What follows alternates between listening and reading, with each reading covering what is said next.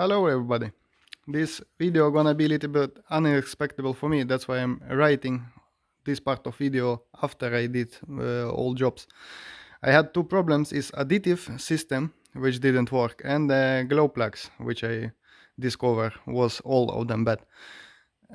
In this video I'm gonna show you how I come to solution what is wrong with additive, and pre-wards there was cables destroyed in the electricity box there, and at the same time it give error code on the glow plug system. And those cars have really not modern glow plug system.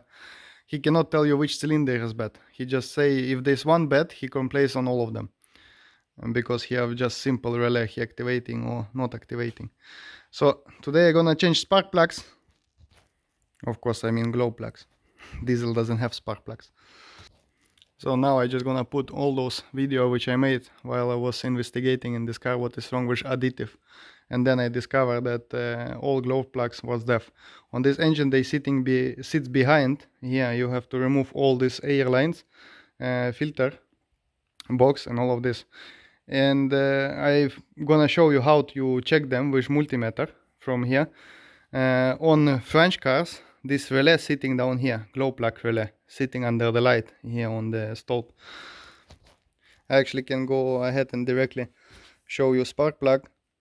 This is spark plug, you don't need it. Maybe most of you know it anyway, but for those who don't know, this is spark plug from benzene engine. To light the benzene you need a spark. For diesel you don't need it. You don't even need them. Modern diesel gonna start at minus 20. But since it's need a high compression to start, which means fuel is exploding. In benzene engine fuel is burning fast. In diesel it's exploding. That from here is coming all this efficiency. Here how you check them. You put your multimeter on not on resistance, on the calling I call it, because you hear the sound. He calls. he beeps when it's shortcutted. So spark plugs, they should be shortcutted, and this is how you do it. Minus you put where you want, even on minus on battery if you want, so you can put it anywhere on engine. And another one you put on the top of the glowing plug. And this is how you know they are working or not. Those who doesn't work, they're not gonna give any sound, they're just gonna be deaf, which means there's gonna be no connections here. I remove the cover so I don't show you which company I do use, so it doesn't treat as a reclam, you know. So now I'm gonna go ahead and show you how to remove everything. So first of all, removing this pipe. He making headache here for me. Peugeot have it little bit different, but it's gonna be all around same. Then you lock in here, or you can unscrew those. For me, I think gonna be easier to just unlock it. This guy here, you just lifting it up here, slide it off. It's not comfortable to do with one hand. You slide it off. I'm gonna disconnect here, then it's sitting just on plugs like this, so you're just like mostly lifting it out. On Peugeot you're gonna have problem because Peugeot built this way up here. I mean this torpedo and all of this is up here, so you're gonna need to slide it out. Glow plugs sitting straight there behind. So coming back, there's those guys sit with hats like this. There's your EGR. You see how easy it is on this engine to work with it, at least on Mini. On Peugeot, as I said, there's problem because this part of the car is all the way up here, so it's not that easy. 8mm socket.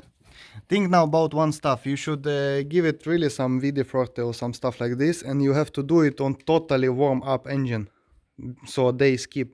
The problem is, and don't use too much power, because there's the biggest problem with them, that when you try to remove it, you can twist the hut off, because remember, it's not one solid piece of metal. There's tiny walls here. So if you break it off, then you have a trouble.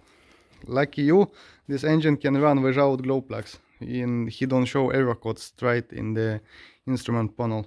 So then you're just gonna need to leave it there, or it's gonna be super expensive to take it out. So I screw them out, but they still don't want to come out. And it's good they did it, so I can tell to you what is the reason. The reason is that this part around here is dirty, and which means you have to walk them in and out until they skip.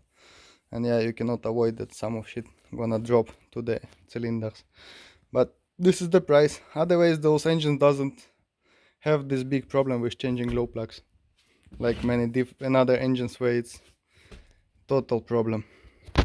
Look there, I got one guy out, and look, you see here, it's dirty, and there was in car sitting original.